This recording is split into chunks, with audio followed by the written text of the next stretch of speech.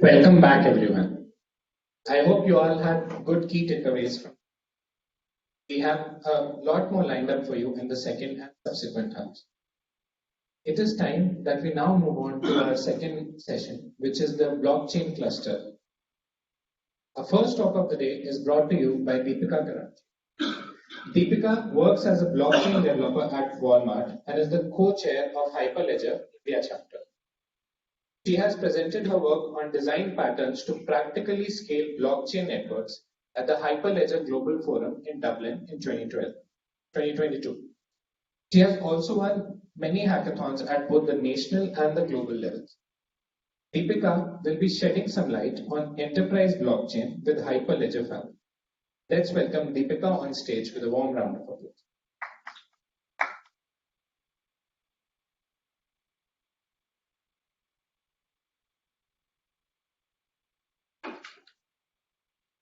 Thanks, Shubham. Can we have the slide again?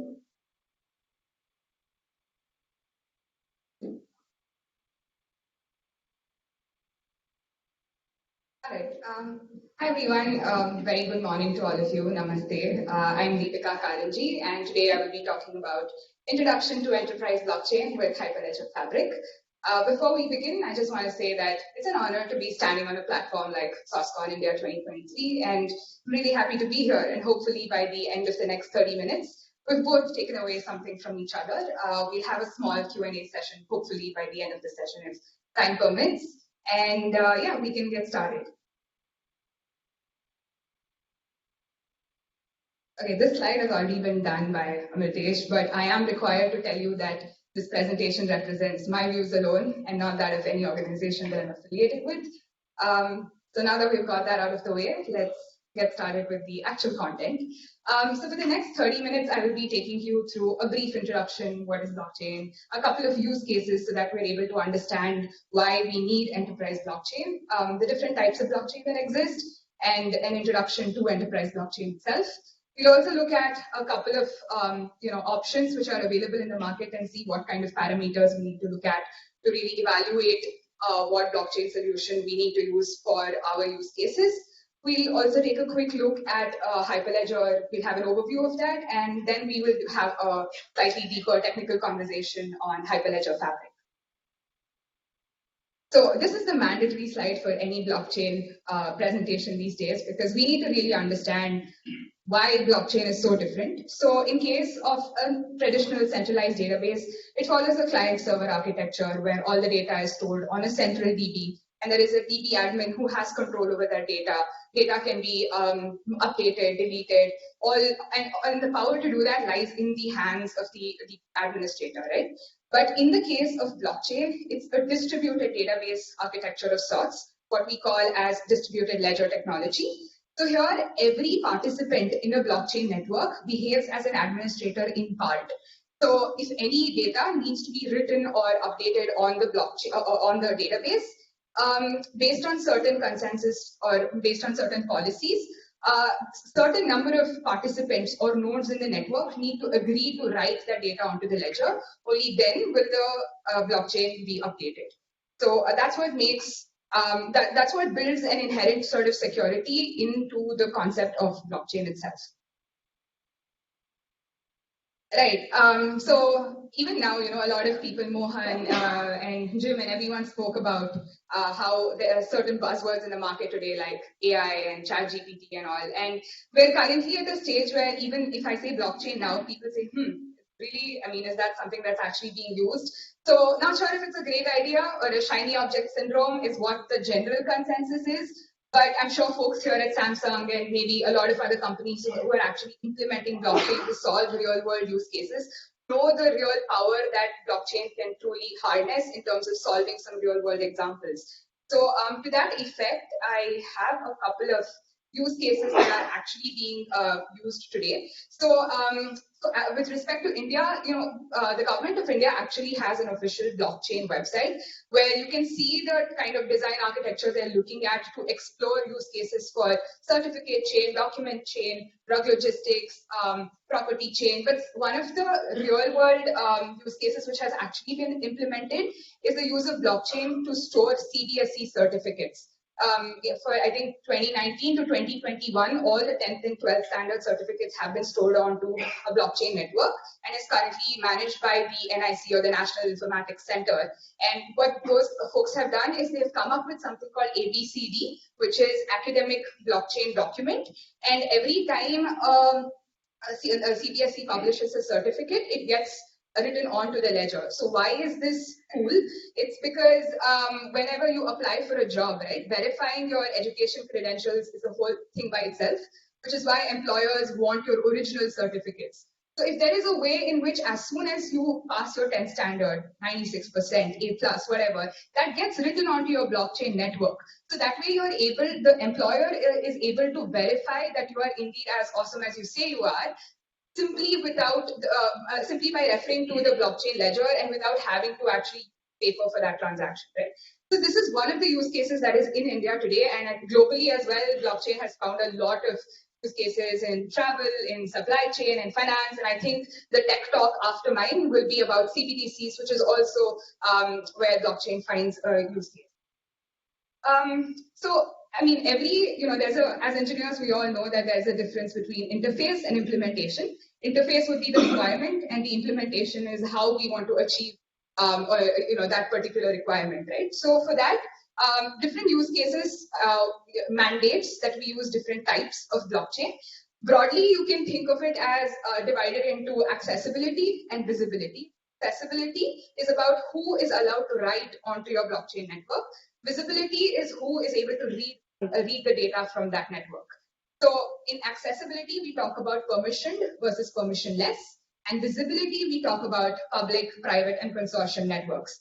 So we all know about Bitcoin, Ethereum. These are the things that have been in the buzz for a while. So we know that it is a public network and it is permissionless, because anyone on the internet who wants to participate in this blockchain network simply has to sign up for it, and their computer hopefully will be able to satisfy certain hardware requirements, and they simply get to be a part of that network, validate the transactions on that network, and so on.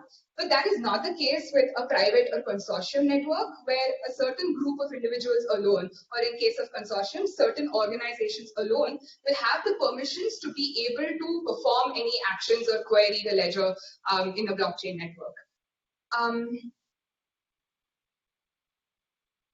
Right, so I think I spoke about this. So this is an example of land records. So for land records, we know that it has to be a permissioned, I think this. So we know that it has to be a permissioned and public network, because not everyone should be able to write that they own the land to the network, but it should be within the control of a few individuals, which is why it's permission. It's public because everyone should be able to have access and know that, hey, Deepika is the owner of this 4060 plot, right? So that's an example of land records. So this leads us on into the features or the considerations that you need to have when we're discussing about enterprise blockchain. We know that it has to be private or consortium. Consortium is basically a couple of organizations who need to share data or perform transactions between them. So that is what forms a consortium. We know that it has to be permissioned. And we also know that it has to be scalable. Enterprise blockchains by default are way more scalable than public, because the volume of transactions that actually happen on a public network are very high, which is why the whole concept of mining Bitcoin has become very non-profitable, right? Because of the volume of transactions. But in enterprise blockchains, the volume is less, and also there's a lot of research going on into layer 2 solutions to speed up the blockchain network itself. Then we also need to make sure it's cost effective. That is, the privacy and security benefits that is provided to us by blockchain should overweigh the cost of, say, maintaining a centralized database and then having additional features to make sure that the security and privacy of that centralized DB is maintained. A couple of open source blockchain solutions or frameworks that exist are Corda, Quorum, and within Hyperledger, there are a lot of projects as well, which we will look at in the next slide. How do you really decide what kind of framework that you want to use? A couple of considerations you can think of is identity management, the consensus protocol that is being used, privacy, the ease of development. For example, the way Hyperledger's architecture is, it allows us to code our business logic in simple Java or Node.js or Golang, right? But in case of Quorum, you need a specific domain, you need a DSL, which is Solidity, to be able to write your smart contracts. That's because of the way Quorum is designed, right? It needs the smart contracts to be deterministic. But we look at the architecture of Hyperledger Fabric as well, and you'll realize why it's cool to write in simple Java code as well. We also need to look at performance. Again, the way Hyperledger is designed allows it to perform way better than Quorum or Corda. We also need to look at a couple of business use cases to make sure that we are using the right, right blockchain framework. Right. So within Hyperledger, there are a bunch of projects that are involved or that are being supported or built. So Hyperledger, according to the website, is a greenhouse of various blockchain projects in open source. So if you can broadly think of it in three categories. One is the distributed ledger technology. Under that, we have Besu, Fabric, Indy, Iroha, Sawtooth. For example, Besu is an Ethereum, open source Ethereum client for blockchain. Fabric, we will soon talk about. Indy was built specifically for decentralized identity management. Sawtooth, for example, was built specifically for improving performance, where every node in the network is I won't say orderer yet because that's a term we haven't been introduced to, but every node in the network can validate a transaction, basically. And then we have a couple of libraries, and we also have supporting tools like Bevel, Firefly, Caliper, Cello, etc. So we were talking about, in the earlier slide, I spoke about how we should look at performance considerations. In Hyperledger Fabric, there's this concept called special interest groups or working groups, and specifically for performance, there is a performance and scale working group which leads the initiatives to actually make sure that the blockchain and any of the blockchain projects supported by Hyperledger are doing well. And one of those initiatives is Hyperledger Caliper, which is a benchmarking tool for blockchain networks. That the same cannot be said about other the other enterprise blockchain frameworks like Corda, because most of the good performance-related concepts come in only when you pay for it, right? It's about, it doesn't come in the open source version of it. So that's Hyperledger Caliper. So yeah, this is the umbrella for all the various Hyperledger projects that exist. I will now talk about a couple of blockchain concepts that isn't specific only to Fabric, but rather any blockchain framework. So we need to know what an asset is. An asset is anything that can be modeled, anything that has a value. It could be this mic or a car or your kid or whatever, right? It can be anything that you find value in. And it's modeled as simple data structures. Contracts are real world contracts, like, hey, I'll walk your dog, pay me 100 rupees an hour. That's a contract. And that's just logic. It can be modeled as algorithms. The execution of this contract or the fulfillment of this contract is a transaction. You can think of it as invocation of this code logic. Then we have business networks, which are modeled as peer-to-peer networks. And then we have participants like you and I who share a contract, right? We become participants modeled as nodes on a network. So these are the basic blockchain concepts. And now we'll get into the juicy bit of this presentation, which is introduction to Hyperledger Fabric itself. You know how it's like the very first time you see snow, it's amazing. So for me, that is Hyperledger Fabric because it's one of the first projects that I started working with in a hackathon, which is how I was introduced into the whole world or realm of blockchain. So yeah, I'm pretty excited about this. So this slide is basically gives us an idea of how a transaction happens on a network. So first, a client submits something known as a transaction proposal to the peer nodes. The peers simulate the proposed transaction and send back something known as an endorsement to the client. The client then broadcasts this endorsement to something known as an ordering service, and the ordering service sequentially orders these transactions and sends them back to the network, where the peers then validate and then add those transactions as a block onto the blockchain. Okay, that's pretty much it. That's Hyperledger Fabric. I know, the slide said introduction, and I said a bunch of all of these words, so everything looks Latin, but I don't want us all to go away from this presentation looking like this doppelganger of Julia Roberts. So let's get into every one of the words that I just said in the previous slides, so that we're able to bring it all together towards the end of the presentation. Cool.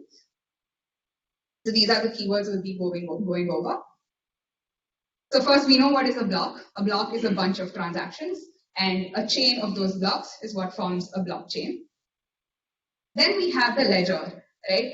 So we actually know ledgers. Like if you look at your bank accounts, that's how we work, right? We want our money. And we always want to know how much money do we have in our bank account right now? How much can I spend, right? And if we want to further look at, oh no, how did I lose so much money? Then we go into the transaction history, we request a bank statement and so on. So a Fabric ledger tries to do exactly that. It divides, a ledger is made up of two parts. One is the world state and one is the blockchain itself. The world state is your account balance. It's the current state of the blockchain network. And the transaction history is recorded as an immutable blockchain, as a file in the ledger itself. Right? So you can derive the world state from a blockchain, from the blockchain itself. So it's also important to know that the world state is actually saved as a simple state database. This is where the feature of Fabric being pluggable comes into the picture, because we can use either CouchDB or LevelDB to store the world state. Right? So we use LevelDB when we're dealing with simple key value pair data, and we use CouchDB when we're dealing with JSON data, and because CouchDB supports a rich query set for JSON data. And blockchain by itself is stored as a simple immutable file.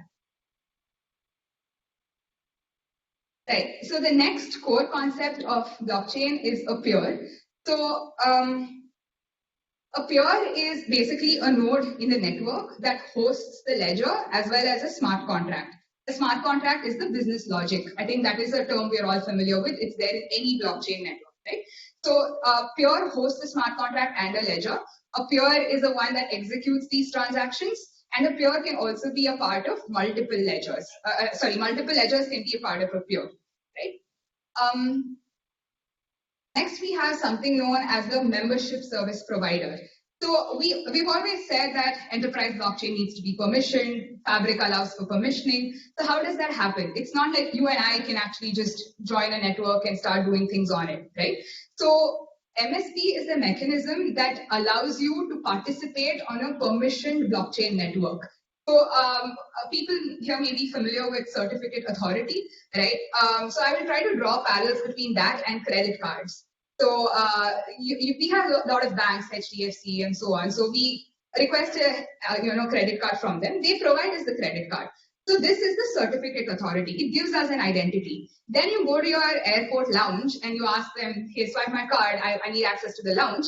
And then you get denied, right? So that denial is a problem, because though you have a valid credit card, no one's saying your credit card is maxed out or anything. It's a valid card, but it's just that it's not accepted in that particular airport lounge, right?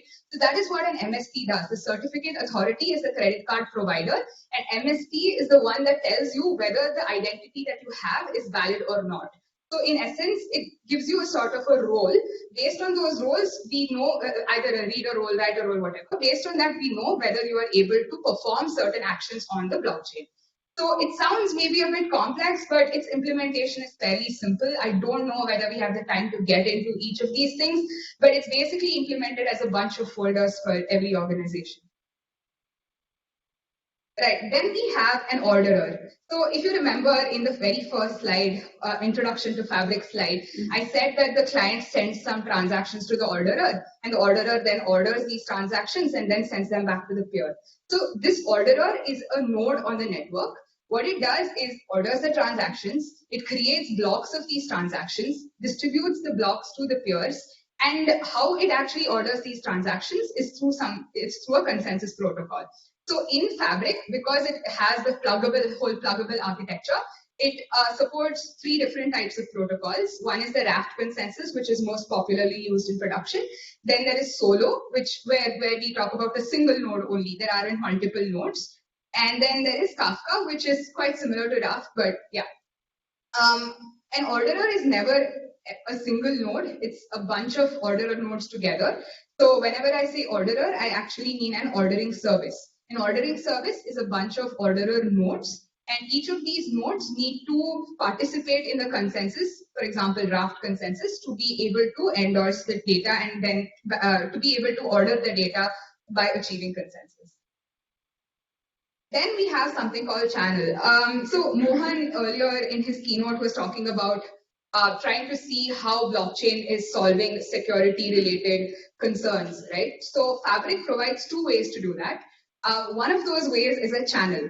So, for example, in Corda, every node which is a part of a network gets to participate in the network. It has access to everything. If you become a node on the network, you are able to talk to other nodes in the network by default. But in Fabric, there is the concept of channel. A channel is a sub-network. So, for example, if only me and my brother want to talk to each other, we need to create a channel between us, and my mom and dad will be left out of it entirely. So the data sharing happens only between me and my brother, and that is what a channel does. So in this diagram, we have P0 and P3, which are a part of the yellow channel, and they host, and we have P1 and P2, which are part of the green channel. P0 and 3, P is the peers. So P0 and 3 host the Y and Z smart contracts, and P1 and 2 host the A and B smart contracts. Right. So how are these policies, how are permissions actually enforced? It's through something called policies. So in general world, normal scenario, non-blockchain, non-tech scenario also, we know that a policy is a set of rules that define a structure for how decisions are made and how specific outcomes are reached, right? So in Fabric, policy is what allows members or organizations we need to know which organizations are able to do what kind of activity on the blockchain network. So there are some default policies like reader, writer, and so on, but we won't get into that right now. But that's essentially what a policy is. And we can define these policies in something called a config.txt file. And I think I have a screenshot in the next slide that will also tell us, if you see, it says majority endorsement in 2 cases, right? So that talks about how many nodes on the network need to endorse that particular transaction for it to be considered as a valid transaction to get written into a block and then onto the blockchain network. So this is something that you can define in the policy as well, and this is what it looks like in the config.txt file that exists. Yeah, and I've been mentioning the word organization. So what is the organization? The organization, or it could be Samsung and Walmart, for example, right? It could be huge companies or anything. So essentially, an organization is just a logical entity which groups multiple blockchain resources together. So pure nodes belong to a specific org, orderer nodes belong to maybe a specific org, channels belong to a specific org. So it's just a logical abstraction that exists to know what different components or resources on the network belong to you. So that's what an org is. And how an organization joins a network is through the MSP that we spoke about earlier. Right. I mentioned that there are 2 ways in which privacy can be privacy is allowed for in Fabric. One was channels, which is subnetworks, and the second is private data collections. So it's known as a PDC. So what a PDC is, for example, let's say we're throwing my mom a surprise birthday party, right? So there's me, my dad, and my brother involved. Now, my dad just wants to give the money to us and say, hey, you guys are young, you guys plan it, that's all right. I don't need to know all the details, right? So now my mom should not know anything about this. So we leave her out of our channel or subnetwork. It's just me, my brother, and my dad. Now my dad doesn't really want to know what kind of party we are throwing, right? So only my brother and I want to know about that data. We could create another sub-channel between just me and my brother, but the problem is channel creation comes with its own overhead. We need to define channel policies, we need to assign an MSP to it. So there's a lot of overhead that's involved in creating a sub-channel. So what we do is we define something called as a private data collection between just me and my brother within the channel that encompasses me, my dad, and my brother, right? So now what exactly the party plan is something my dad doesn't know. But what he does know is that I'm giving them money and these guys are going to do something good for mom, right? That's all that he needs to know. So that is, in such situations, is where we use a private data collection. What is actually, so one more thing is we use a PDC also when we don't want the data to be known by the ordering service. So like I said, all the data gets endorsed, the transaction gets endorsed, and then, oops, I think I broke this. All right, fine. Okay, so all the data gets endorsed by the orderer, by the peers, and the endorsed transactions are ordered by the orderer. So if we want this ordering service to not be aware of the data, that is when we can also use a private data collection because it never gets sent on to the channel, right? What is known by my dad is that the transaction happened. How does he know that? In blockchain terms, is the hash of that particular transaction is written onto the ledger. And the actual data is stored only in a private data collection, which is again a normal database, right? So yeah, hopefully we understood what a private data collection is. Okay. Then we talk about chain code. So I would say this is arguably the most important thing that most people in business want to know about because it sounds fancy, but what it really is it's just code. It's just your business logic written in simple languages with respect to Fabric, right? So what can you code it in? Fabric has SDK, provides SDK support for Golang, Java, and Node.js. So any logic, any business logic that you want to write can be written as simple Java code, right? How this chain code or smart contracts, chain code is just a synonym that Fabric uses for smart contracts, which is something maybe we are all more familiar with. But how this actually gets deployed onto a network is that it follows its own a four-step process, and then it gets written onto the network. But again, I don't think I have the time to actually explain the architecture of how a chain code gets packaged, then installed onto the network.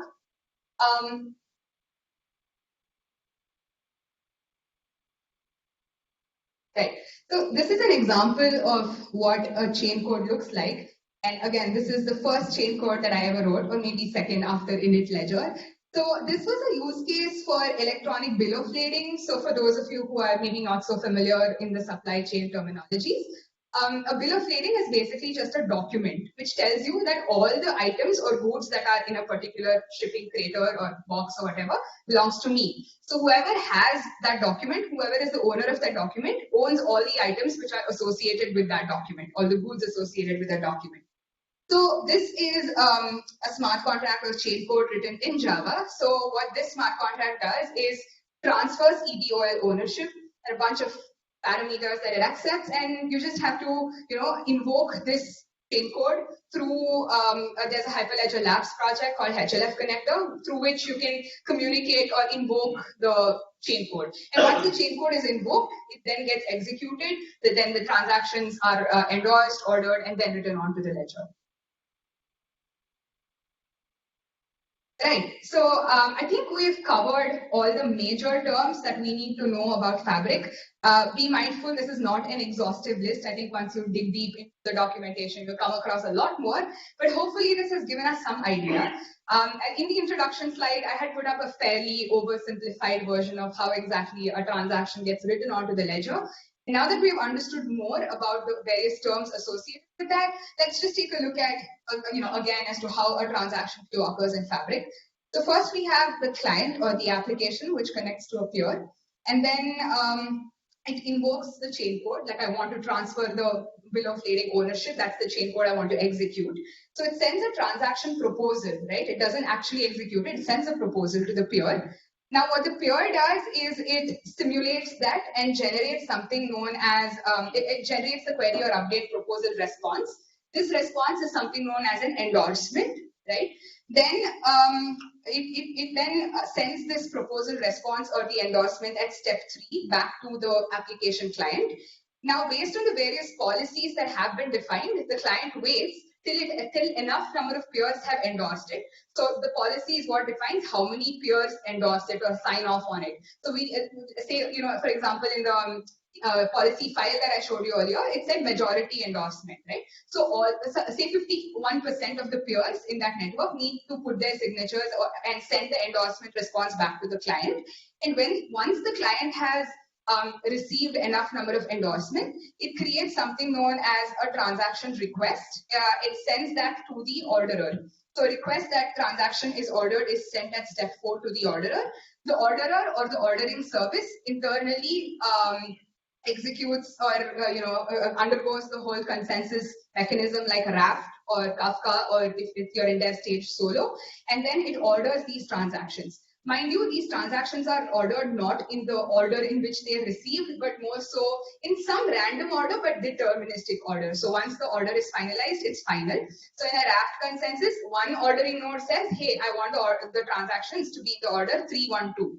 That becomes final, and all the other ordering nodes in that service, because it's Raft, follow the leader orderer node, and they also order these transactions as 312. So that's what happens in the whole ordering service. And then this is then grouped into a block, and how many transactions should be there in a block is again defined in the configuration file, where we talk about the batch size, the block size, the timeout, and all of those things. And once the block of these ordered transactions is created, it then gets sent to the various peers in that particular network or channel or subnet. And then the peers do some sort of validation. It's a read-write conflict validation, where they check the endorsement response that they have actually sent out with the current state of the ledger. And then if there are no conflicts, the transaction eventually gets written onto the ledger. So that completes the whole life cycle of exactly how a transaction occurs. I know I'm kind of running short on time, but I have a last slide which I really want to talk about for a minute or two. It's a really cool Fabric feature. So most of the blockchain platforms which support smart contracts follow the order execute the order execute mechanism, where the nodes or the participating nodes first validate and order the transactions, and then that gets propagated onto the peer nodes. And then after all the peer nodes have received these transactions, the execution of these transactions happens sequentially, right? So the problem with that is it requires the contracts to be deterministic, because all the peers have already received the request to execute the transactions. But then if all the peer nodes don't agree to the same, say 2 + 3 is 5, right? Some peers, because the code is not chain code is not deterministic, some peers come to the answer as 3, some peers come to the answer as 5, some to 99. So a consensus is never reached. So which is a problem, because only when the consensus is reached is when data gets written into the blockchain. So this makes it kind of fairly inefficient, also maybe slow. That's what limits its performance and scale. But with respect to Fabric, if hopefully you have listened to the whole presentation, then we know that the way transactions actually get written onto the ledger is to execute, order, and validate. First, the transactions get executed, then the ordering service orders them, and then the peer nodes validate that these transactions are fine, and then it gets written onto the ledger. So what this does is it eliminates non-determinism in the very first step, even before an attempt to write it into the ledger happens. This is what allows for parallel execution, because ordering nodes can actually, since they're all channel-based, different ordering nodes can process or order different transactions at once, and then they all can be clubbed into a block based on various parameters. So this allows for parallel execution and also allows for pluggable consensus, like I told you about Raft, Kafka, or Solo. So that's, I think, what makes Fabric stand apart from the existing blockchain frameworks. So yeah, that's a cool Fabric feature. And that, I think, brings me to the end of my presentation. And hopefully you've learned something from this. And yeah, that's about it. Thank you. I have some questions. Sure. Ma'am, suppose now, if the smart contract has deployed, if the smart contract is vulnerable, right? Once we deploy that, we cannot modify that, right? No, smart contracts can be modified. So it's just that every modification of the smart contract again needs to be approved by a certain number of nodes in the channel. Then what is the concept of immutable, ma'am, here? Modification is not erasure of the data. It gets recorded as a new blockchain, a block in the whole network. So you always know what was the previous state and you know what is the new state. And the new state gets recorded only if you, me, he, and her maybe agree that, okay, this is the modification to the smart contract that we want to do. Only if all of us agree, it gets written onto the block as a new entry. The previous data doesn't really get updated. It just gets appended onto the ledger as a new entry. So you'll always know what was the previous and who made those changes. Yeah. Then suppose if the previous data, whatever you are stored in the blockchain, that will not be of no use, right? It is not modified. I didn't get your question. Now suppose now, assume that I have a smart contract which is vulnerable, which is having some flaws, right? If you accept that smart contract, if it is deployed in the blockchain, is it possible to modify that? Can modify it, but you don't modify the original data, you deploy a new version of the smart contract. How about the original smart contract which is already deployed? It is not accessible anymore. That is not used. It is not. You cannot. So when you send a query, like the application sends a query to execute a chain code, right? You will only execute the latest version. So V0 was problematic. All of us agreed that, hey, it needs a bug fix, so we deployed V1 onto the network. So when a client requests that particular chain code to be executed, only V1 will be executed. Okay, is there any way that before deploying that, we can check for that any such kind of vulnerabilities are we have in the Ethereum? Definitely, because it is just simple Java code like I told you about, right? So you can execute these smart contracts by invoking it through your own Postman or anything like that. You can execute these contracts. And then you can choose to deploy them onto the network because the deployment process by itself takes quite a bit of time to actually happen. So you can pre-test the smart contracts, run it through any scans. I think check marks and all of those tools exist, right? Code scanning tools. So you can package your chain code or smart contract and then test it for vulnerabilities, fix it, and then choose to deploy it and always make changes going forward as well. Thank you. Okay. Hi, Deepika. Very good presentation. Thank you. We have a capital markets business. And as you know, we are looking at T+1 settlements now for exchanges. So one of the work that, I don't know about Indian markets, but people are looking at using blockchains for like immediate settlements. So when you explain that, but obviously there are challenges due to regulatory mechanisms, right? So you're not able to do that as of now. But when you explain the execute, order, validate fabric feature, do you think that is something that can be utilized for those immediate settlement exchange? So I'm sorry, but I'm not really familiar with the finance aspect of it as to how immediate settlements work. I understand that instead of T+2, you're trying to make it T+1, but I think I would need to understand a lot more about the internal processes to see how Fabric's execute, order, validate would be able to solve any existing issue. Sure, and that's perfectly fine. Okay. All right, if there are no other questions. Okay, thank you so much for listening to me for 30 minutes.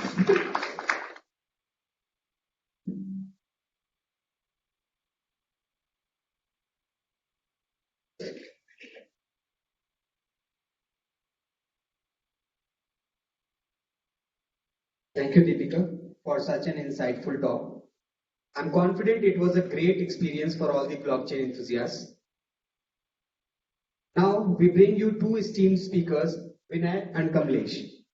Vinay is a technology lead architect at Red Hat and is responsible for driving partner ecosystem through technology, delivery, practice, and solutions across all verticals for digital and cloud transformations, as well as working towards open source partner solutions architecture. Kamlesh is the CTO blockchain at Snapper Future Tech and a TEDx speaker.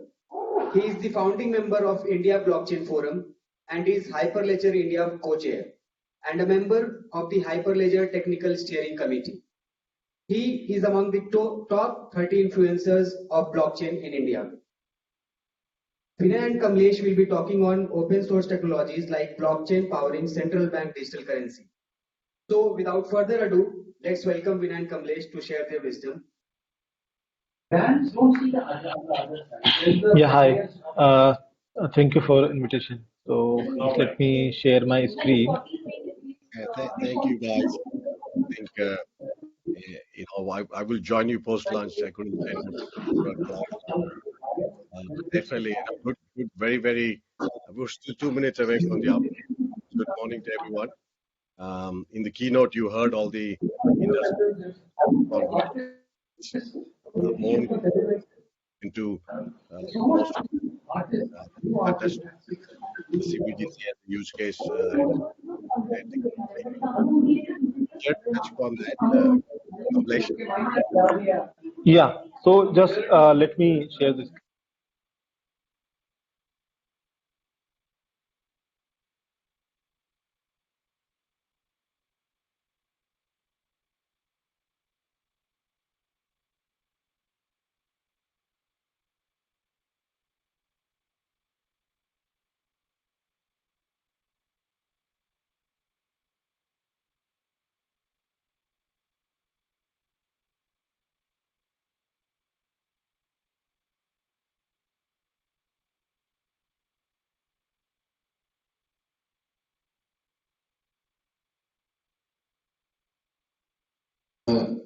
We're not able to hear anything. Can you just try to speak something? Am I audible? Yeah. Now you're audible. Yeah. I Okay, think Kamlesh was just having some issues. I think Kamlesh is trying to share his screen. Yeah. So, do you want to wait for Kamlesh or do you want? Yeah, Just, yeah. just sharing his screen. Just 1 minute. Okay. So you can see my screen, right? Yes, Kamlesh. Yes, yeah. So first of all, thank you for Samsung Open Source Conference inviting us to talk about the open source technologies and how blockchain and Kubernetes powering CBDC. So let's first start with what is CBDC. So CBDC is the digital currency, which is a legal tender issued by any central bank, and whether you use blockchain or not blockchain, you could create the digital representation of your currency. And in India recently, last year, RBI actually did the pilot of wholesale CBDC and retail CBDC. So as I will talk more about what is the wholesale CBDC and retail CBDC. Yeah, thanks, Kamlesh. So, I mean, if you look at it from a global perspective, right, there are different classifications, but more from an India perspective, it's very broadly classified in two terms. One being the retail CBDC, the other one being the wholesale CBDC. If you look at what we do from a transaction, right, how the end user, the electronic version, the cash primarily, right? These are the retail transactions, which probably is available within a private sector or a non-financial customer, right? More from a business perspective.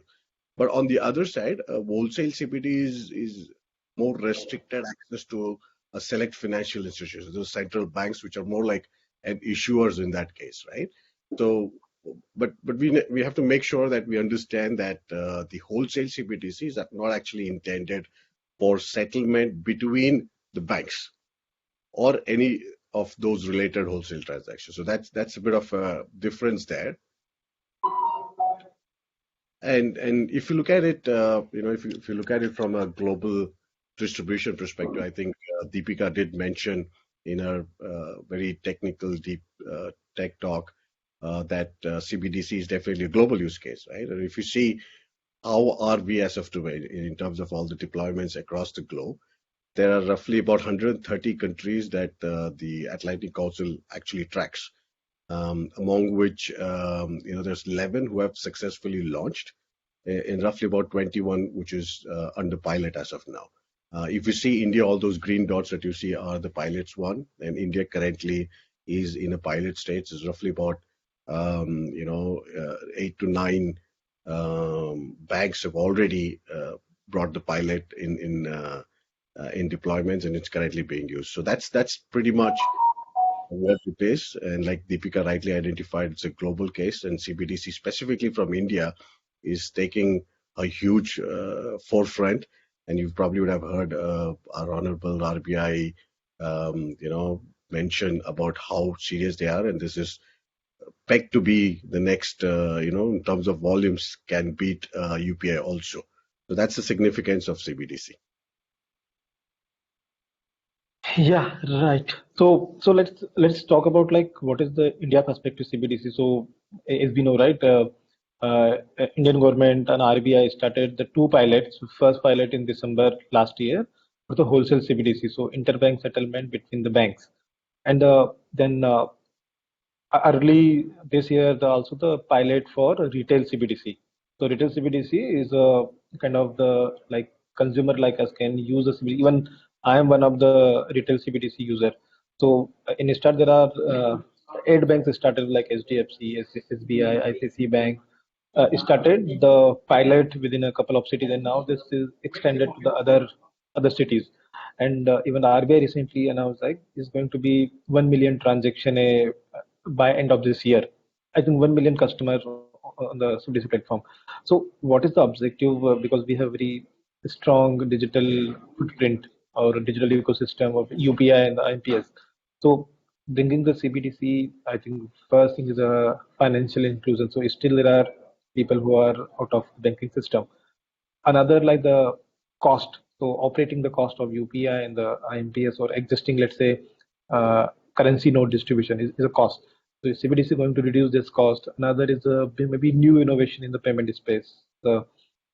Another way, there's always confusion about the cryptocurrency and other digital coins. So bringing regulated central bank digital currency maybe can put some kind of better light or better perspective about the CBDC and the other funds. Another cross-border payment. So because cross-border is a costly effort currently due to the number of central banks and the commercial bank involved. So using CBDC-based cross-border payment could solve that cost. Another kind of transaction cost and transparency in the monetary flows. For example, let's say using CBDC, you could create a programmable money. So you can program the money. Let's say this money distributed to that person or that particular purpose. So it could be used that purpose only. So all is the main agenda and objective to bring the CBDC in India.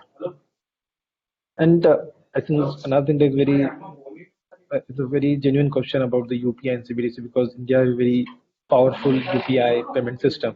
Why we need the CBDC? So the basic difference between the UPI and CBDC, the CBDC is actually money and UPI is just the payment mechanism. So UPI using just transferring money from one account to another account or one channel to another channel, but CBDC is a actual legal tender, like how you have your physical case, the same thing. So and UPI uses for the payment transfer or other stuff. CBDC is a kind of legal tender, how you have a note or currency note in your wallet. I think UPI is already accepted and by millions of people, billions of transactions happening every month. And acceptance of CBDC depend mostly on how the incentivization and the how you're going to bring the banks and what the kind of reward model because in India we already have a UPI system, and so how you will going to convince the people to use the CBDC. For example, let's say I am using the CBDC wallet from last 1 month, but I never did any transaction because still there is an incentivization and the ecosystem need to create it first. So yeah. Yeah, so you heard Deepika talk about peer notes, how their order gets issued. So what we've done here in this specific slide is to give a layman's perspective in terms of how exactly the transaction goes through, right? This is largely, we're using his mobile app. Currently, as you all guys know, that CBDC is only available as a Android file. It can be developed on Android phone. So once it's to the DSP platform, who's responsible for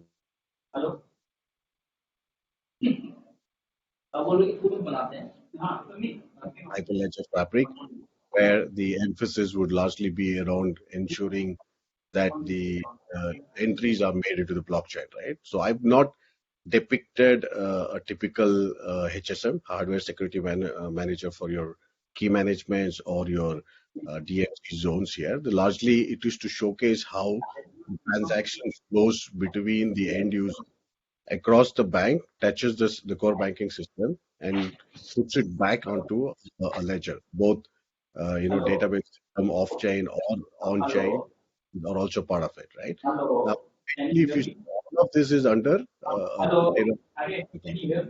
So typically, the technology that touches upon are Ledger Fabric, which you again, as well as Kamlesh mentioned about it, and Kubernetes is the one which kind of brings all of this, from a container perspective. So if you see, but the sheer volume of transactions that are expected to grow, and you've already witnessed it in the UPI transactions, it's much more 3x now because of the RuPay card being enabled on UPI. We see a tremendous volumes there, and that is where there's a need for you to look at containerization, obviously because of the ability to scale, unlike the traditional client server based architecture.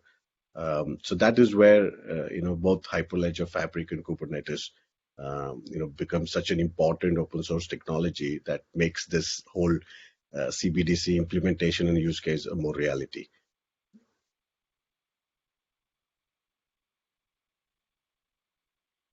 Countries exploring and building the CBDC. So what is the technology consideration for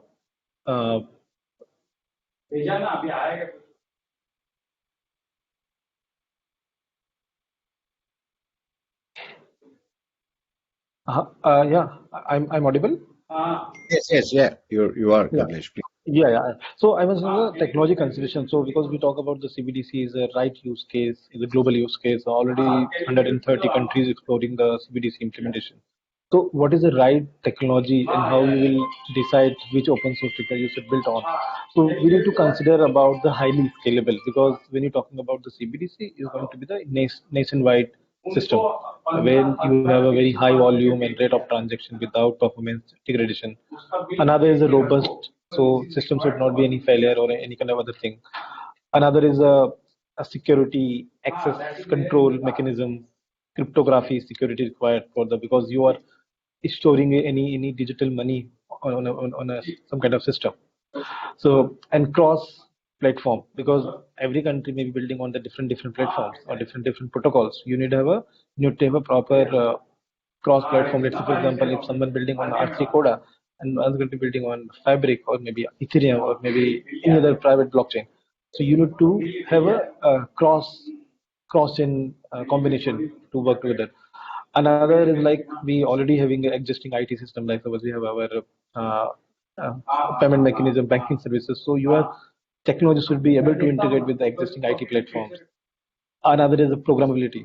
Programmability is very important part, and that's why that's why the blockchain is a right technology for building a CBDC, because you need to program, you need to create a token.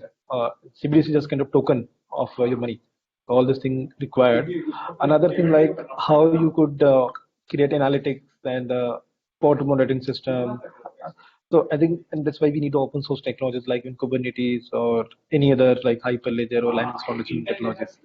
So this is the critical consideration for the technology for choosing for the CBDC.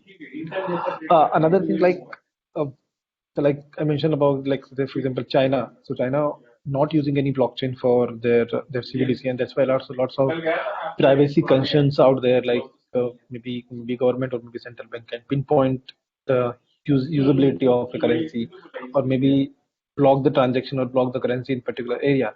So that's why in various geographies and countries are exploring the blockchain based CBDC. So let's say mostly more than 50 plus countries already exploring and building on Hyperledger platform.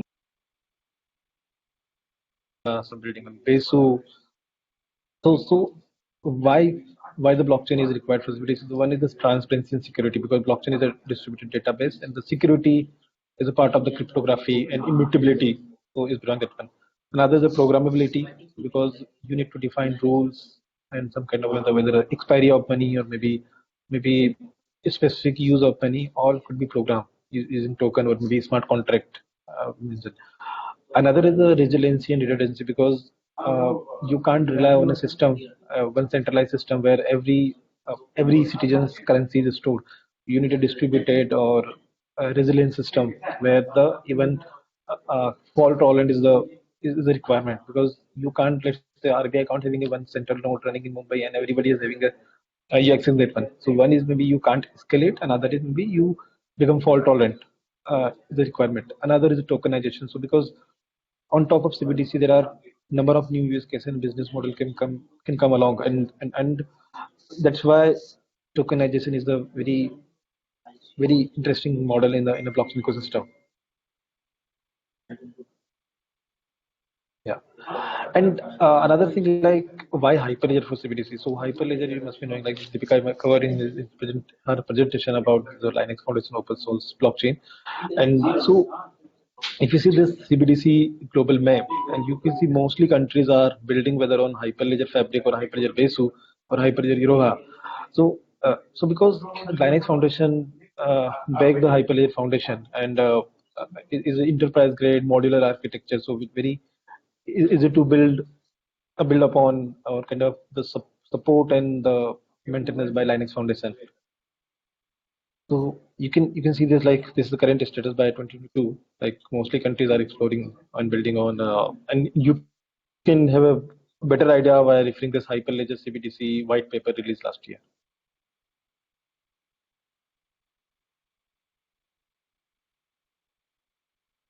Yeah. So thanks Kamlesh for touching upon the blockchain aspect. So if you look at it from a Kubernetes perspective, right? Implementing a CBDC, a central bank digital currency, is a complex undertaking.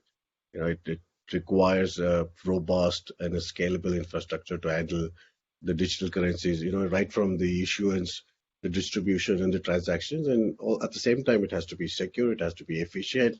And as all of us know, blockchain technology is very compute resource intensive, right? And that's where Kubernetes complements that, right? Kubernetes brings in the container orchestration platform that is capable of automatically scaling up and down based on the demand. Right? What that ensures to the banks and to the NBFCs, we're expecting them to get on board soon, will ensuring that the system remains very responsive. It's not slow, sluggish, and it performs based on the need, right? It could be very varying workloads. Now, at the same time, it also becomes important to ensure that these systems are highly available, right? CBDC specifically, because it has to be resilient, it has to ensure continuous, keep the lights on operations. And that's where Kubernetes again plays a very complementary role in terms of able to distribute and manage the entire workload across multiple nodes and data centers also. So you could have multiple clusters that spans across data centers and in various clusters within, be it on the edge footprint or be it on the data center kind of a footprint.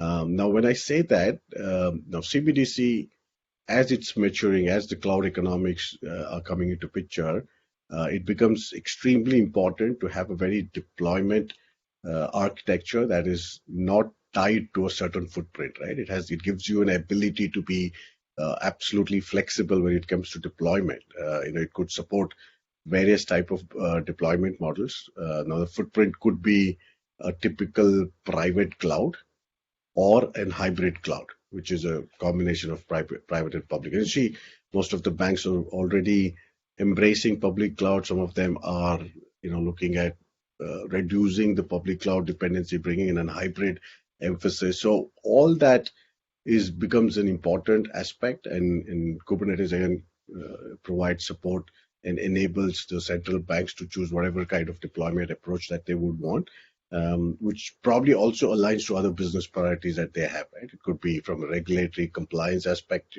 or it could be security, or it could be a part of the hybrid commit spend upfront discounts that usually a typical hyperscaler's public cloud has to offer to the end organization.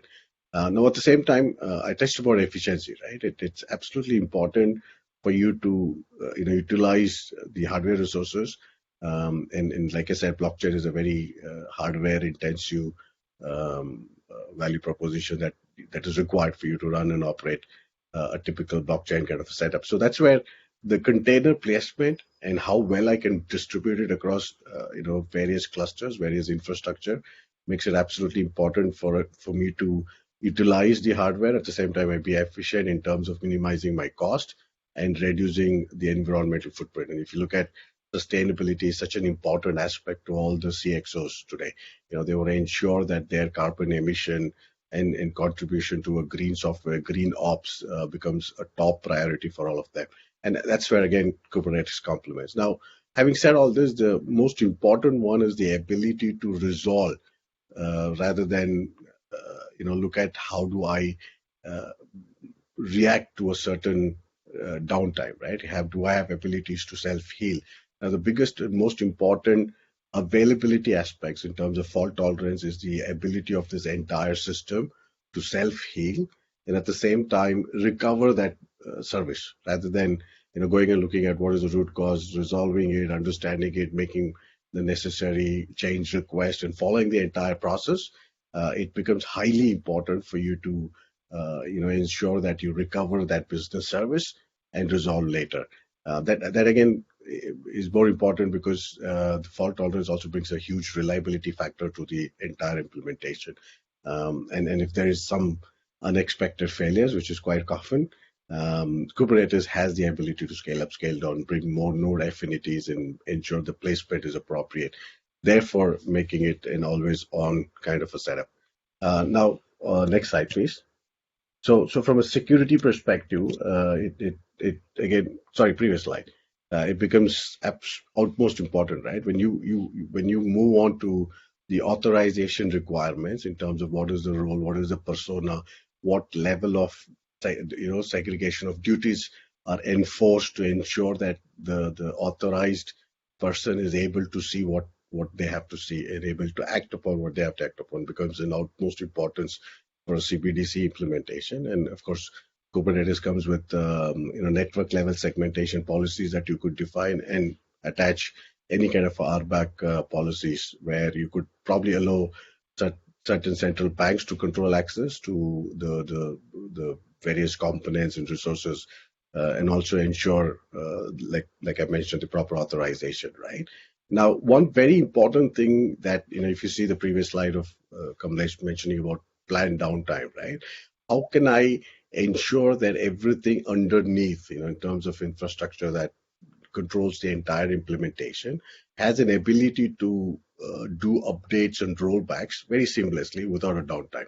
And this is where Kubernetes, OTA, the over-the-air upgrade comes into picture, where you could typically select a certain channel, look at what are the bugs that are fixed properly, what are the latest features that are applicable for your implementation, what are the current security patches that you want to apply to your various different versions of the different components. You heard Deepika talk about various databases that are typically used, and how do I do all of that without disrupting any ongoing transactions, right? Without having a downtime as such.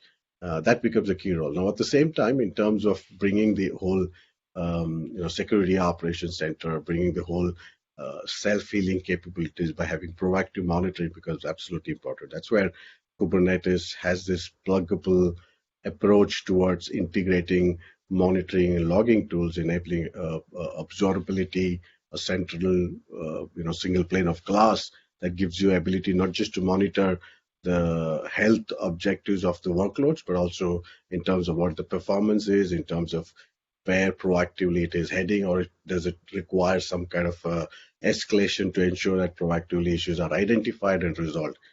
Now, one very important thing that we more often do not take that forward is, you heard Deepika also mention, you heard Kamesh also mention that enterprise blockchain, right? That becomes an absolutely important when you bring an enterprise grade Kubernetes offering. One of them is OpenShift. It gives you a certified ecosystem, where there's integrations are tested and they're supported. They're backed by the enterprise class support. Makes it much more easy, and there are very important considerations for a practical production grade CBDC implementation. Next slide, please. Now, if you kind of cover that up, right? I would Kamesh, you want to jump in here, and then I'll touch the last slide.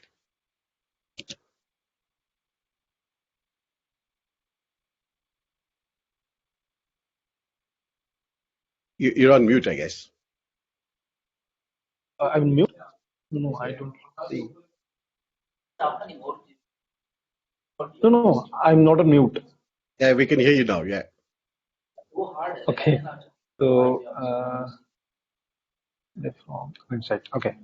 So we talk about like blockchain, Hyperledger, and Kubernetes for the CBDC implementation. But there are other more factors. So one is the technology, what technology, enterprise support, and open source grade projects.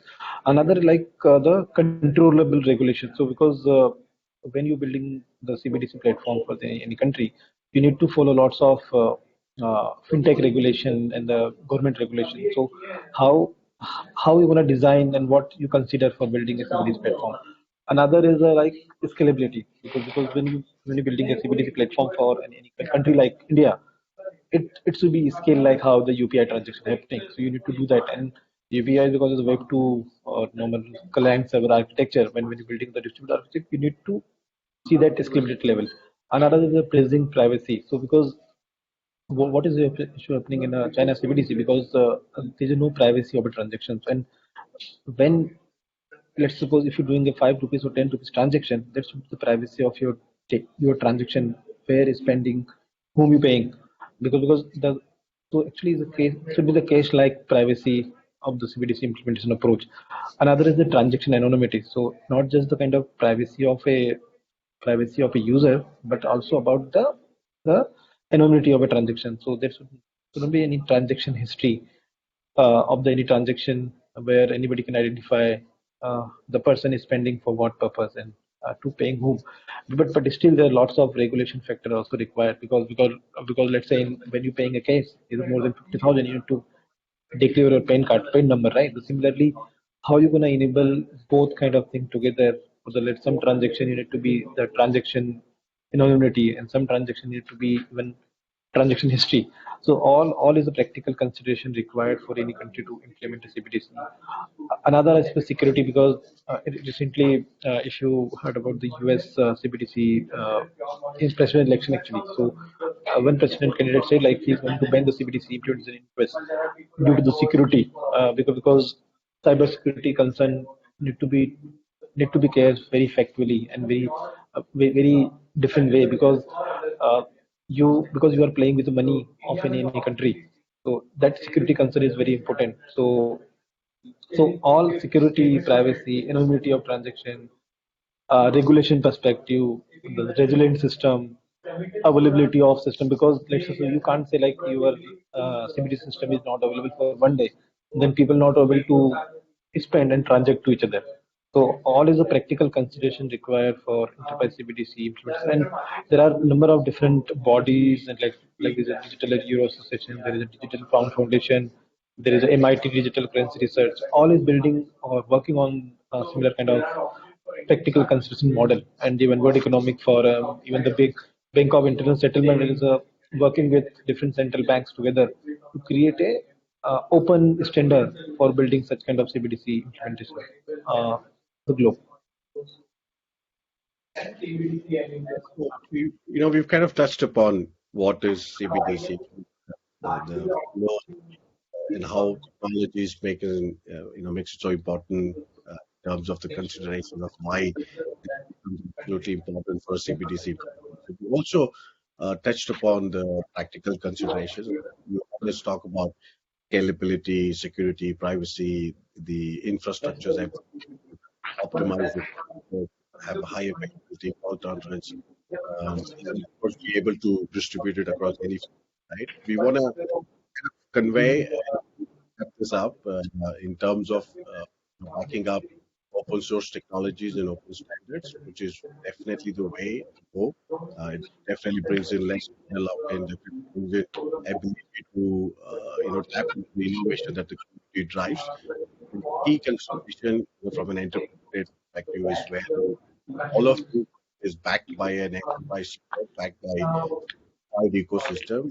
Their integrations, their configurations are tested, supported, makes it very easy for central banks to implement this. And of course, looking at much more volumes, and as the scale grows, it absolutely becomes important enterprise grade implementation of CBDC. On that note, we're happy to open up and open up for Q&A.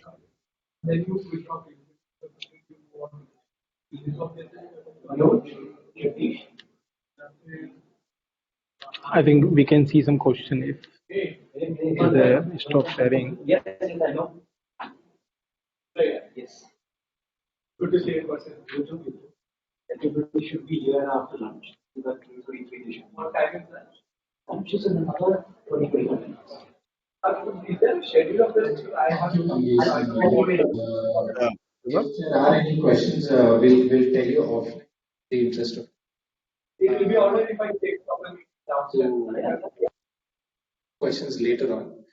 So thank you once again, Vinay and Kamlesh, for such an informative talk, and also for telling us, about the interplay of open source as well as blockchain for digital currencies. Now we move on to the final tech talk of the blockchain cluster. This is a special tech talk from a student's perspective, which is a student from IIT Kharagpur, Ojas Deshmukh. He is the governor of Swarm Robotics, a robotics research group focused on multi-agent robotics and also an advisor at the newly formed Kharagpur Blockchain Society. He is the founding member and the first managing head of the Computer Graphics Society, the game development tech group at IIT Kharagpur. He was also the winner of the Samsung Innovation Awards in 2021. Ojas will give us a student's view on the development in P2P Web3 infrastructure and the future of virtual interaction. Ojas, please take it away. Good afternoon, everyone. I hope I'm audible. Yes, Ojas, you're audible. We can't see you yet, though. Yeah, I'll just share my screen.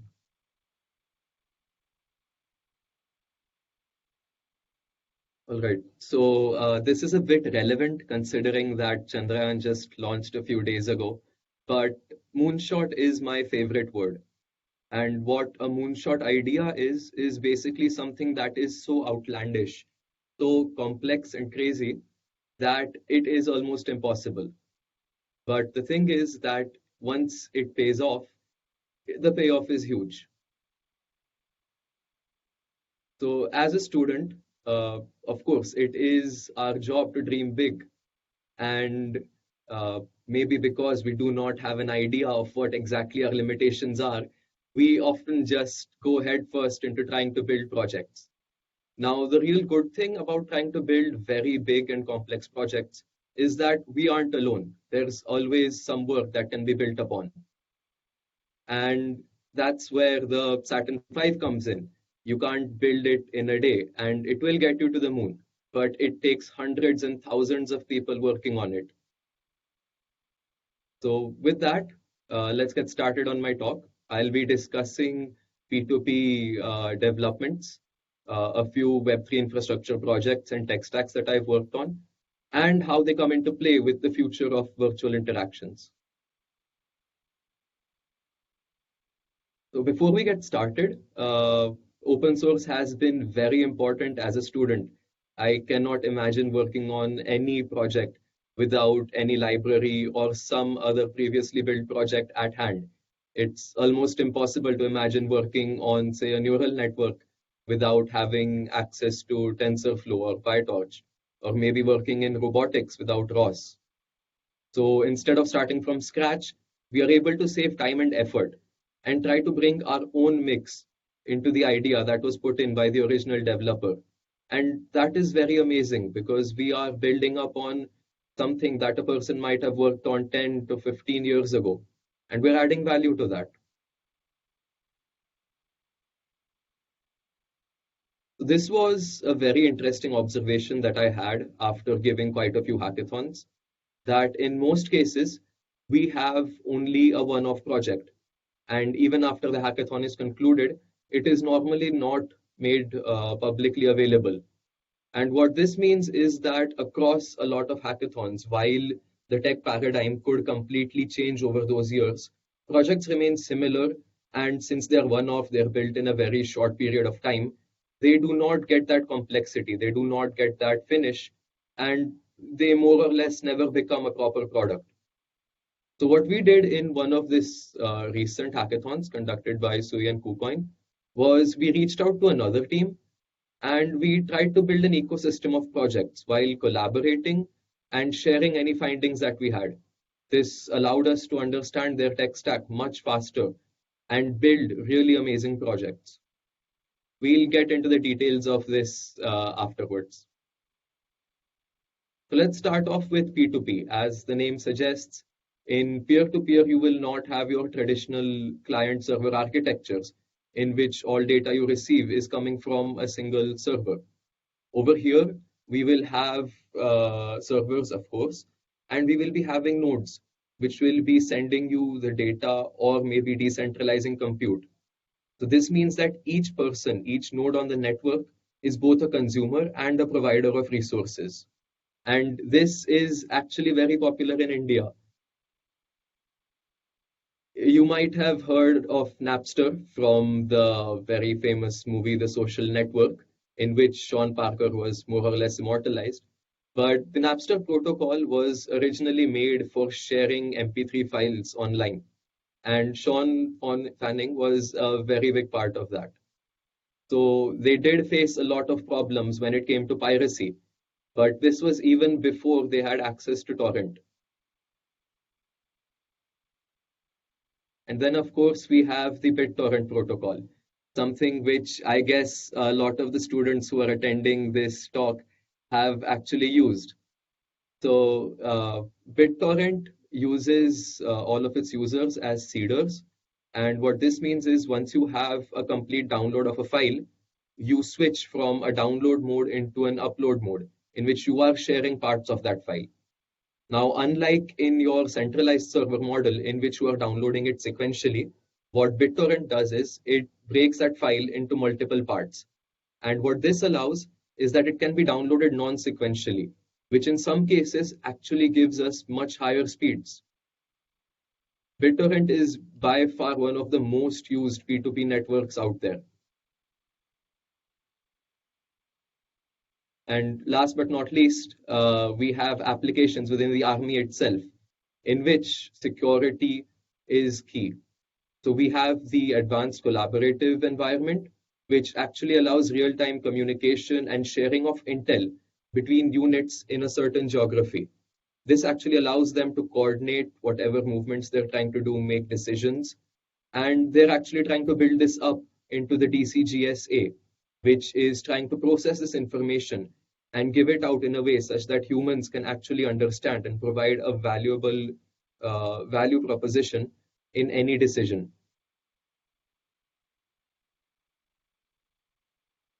So inspired by all of this, at Swarm Robotics, we tried to build up our own implementation.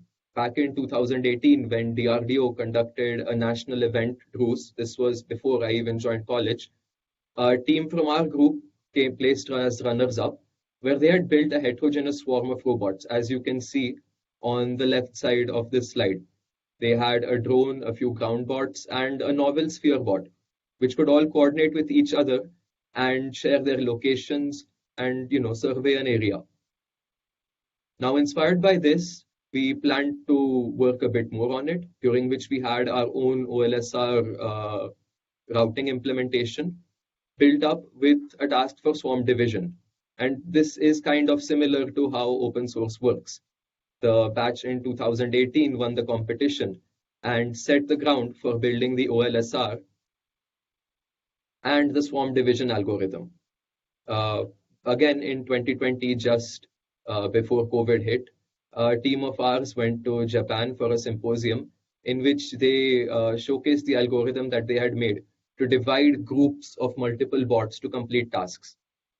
So what we did is we built these up together. between 5 groups of heterogeneous swarms. Most of the bots were simulated, and we had them share messages and try to survey the regions that they were in. Now, P2P technologies have been around much, much before your server farms came into play, but there are still a few problems that they face. So when it comes to decentralized systems in P2P networking, we have a lot of scalability issues when it comes to the computational overhead that is involved, because you have to coordinate between multiple peers. Then there are also legal concerns, which is very much apparent in the case of BitTorrent, in which most of the content being shared over there was pirated. And the thing is that since the developers have little to no control over what is built, they basically had no way of stopping this. Now, this is resolved in central technologies, but again, it is a single point of failure, and you are completely dependent on that one body, which is quite a big security risk in itself. It's actually surprising that in some cases, the BitTorrent protocol actually gives us higher speeds than what most centralized systems can. And that is actually pretty amazing. So that's where the blockchain comes in. After the initial, again, we all know that Bitcoin is open source. It was put up in 2008 after a white paper. And since then, it's actually been very easy to just fork it and create your own currencies. Ethereum similarly was launched in 2015, but was actually focused towards the development of applications and utilities, which actually took us beyond just transactions. I think we've actually covered the introduction to blockchain in the last 2 talks, so I think I can move forward with this. So yeah, we have covered transactions, and it has been a well-established use case. So what else can be built on this technology? Now, you all might have heard of NFTs or non-fungible tokens. And when I say it, most of you are thinking of a photo of an ape or some random pixelated image that is being sold for millions. And that does sound quite a bit like a scam. Now, a bit of that fever over NFTs has cooled off, and we are actually seeing very good products coming out in which we focus more towards NFTs as a backend technology which is used for verification. This is actually what we had done in Project Nexus over here. In Nexus, we were trying to create a marketplace in which people could come and put up their goods and services on a site, kind of similar to Amazon or maybe even Zomato. And a way for keeping a quality control and, a check on the businesses so that they aren't misusing the platform and scamming their customers, we allocated them a certain number of NFTs. Now, these NFTs had no value to anyone except the business. And this is because they could only place, on each order, an NFT was distributed to the person putting the order. And what this means is that once all the NFTs are over, no more orders can be placed. Now, on a week-to-week basis, the number of these NFTs will increase or decrease based on a governance implementation that we had in this project. So what this allows is it incentivizes people to have good behavior on the platform, while at the same time, it's very good at eradicating scams or bad service.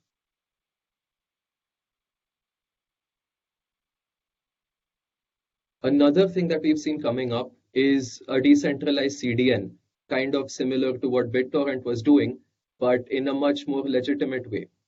So Theta Network is one of these open source initiatives. It is one of the larger providers when it comes to decentralized video delivery. And while this is their current focus, their aim is to address any kind of content.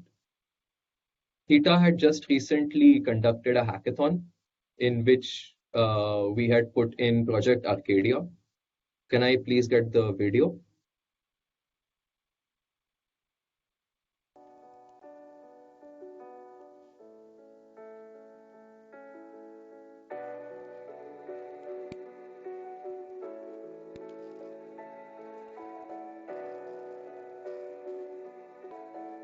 Hello?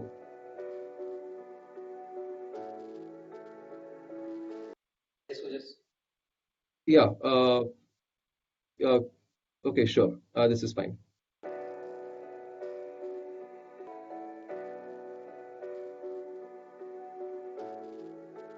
Just your voice is you're on mute or something. Okay. Yeah, now we can hear you. Yeah. And do you want to?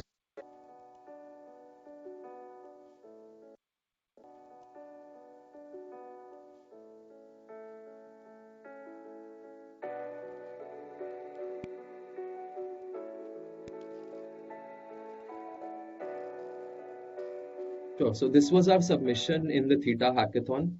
The game had an inbuilt content sharing method.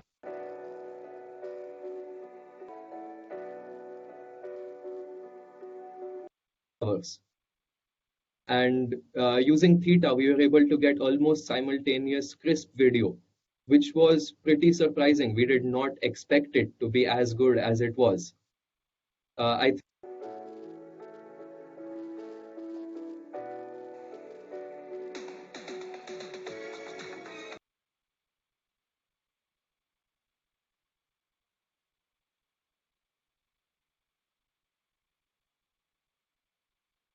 I think there's some issue with the audio from your side.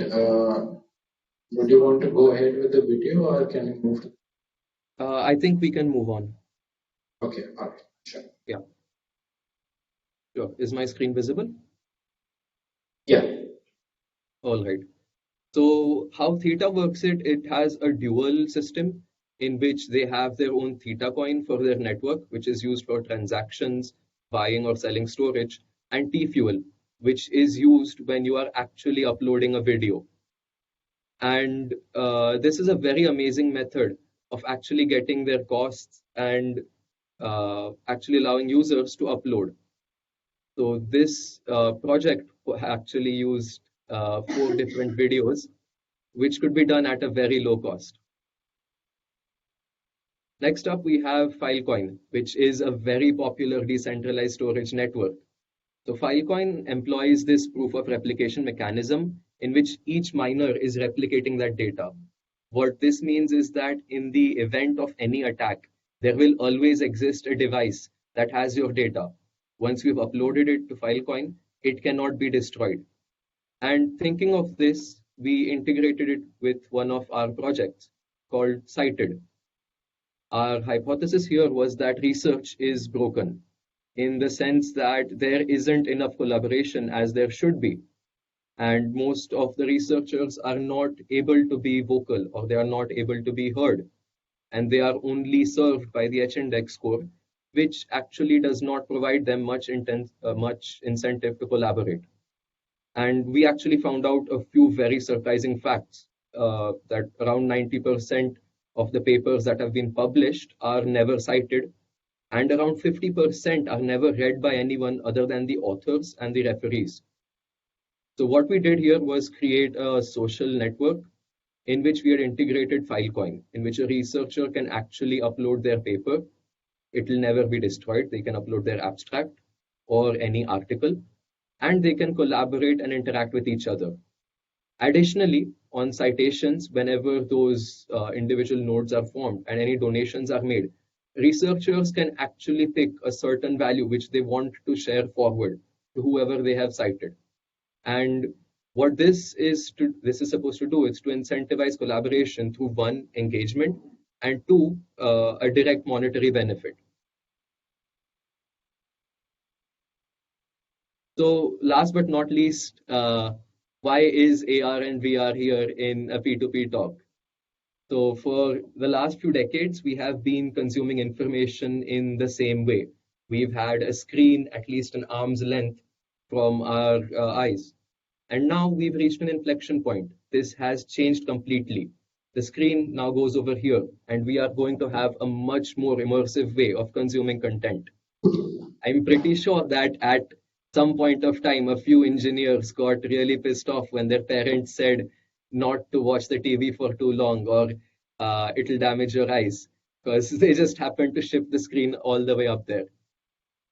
So what this will actually allow is a complete virtual overlay over what we see around us. This is already being seen in the Oculus Quest. You have the Vision Pro coming out, and these are very amazing technologies. So while VR is going to be amazing, AR in your day-to-day life is going to be much better. Imagine walking around the street, you'll be getting overlays about chats, social media posts, you'll be able to see videos live, and you'll be able to augment your surroundings. And this is absolutely amazing. But at the same time, such a broad vision does need open source. Since VR is a little new, and after having quite a bit of experience working with it, there is a very long way to go until it is as developed as, say, software or app development is right now. Well, we can thank OpenXR for a lot of integration capabilities within the Quest family. Just recently, I was able to hook up a BCI kit and a Quest device together. And the results were then used to quantify how a user is actually feeling.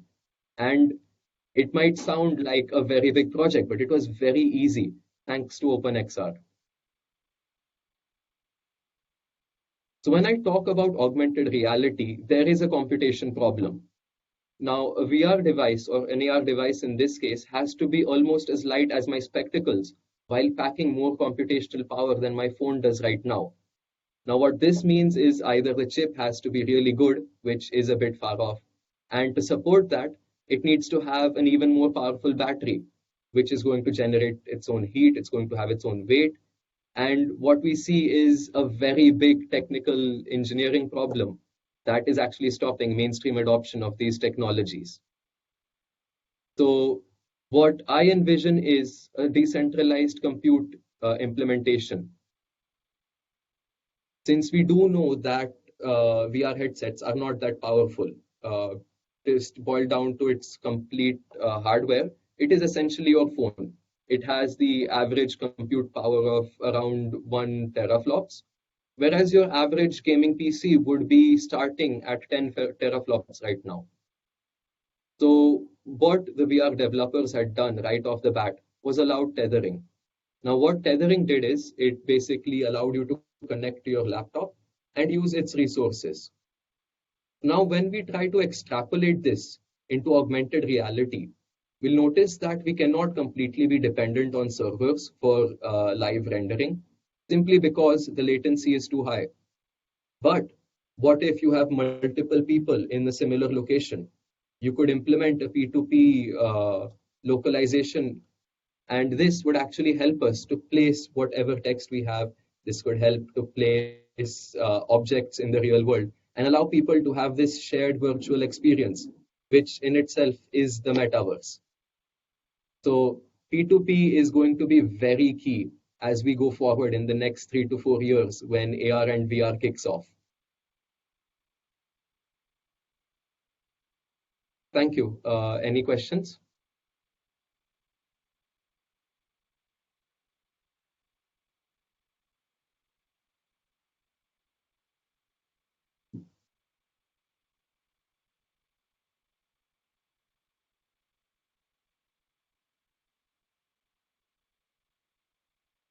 I didn't catch you there. I don't think you're audible.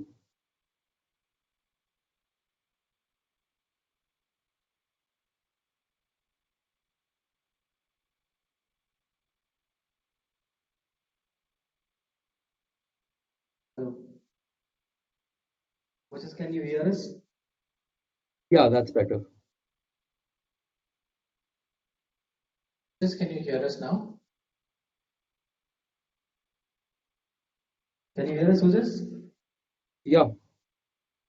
Okay, so we'll forward you the questions and we'll move forward in the interest of time, right? And thank you for such a delightful talk and virtual interactions, right? Thank you, Moses. Thanks a lot for the opportunity.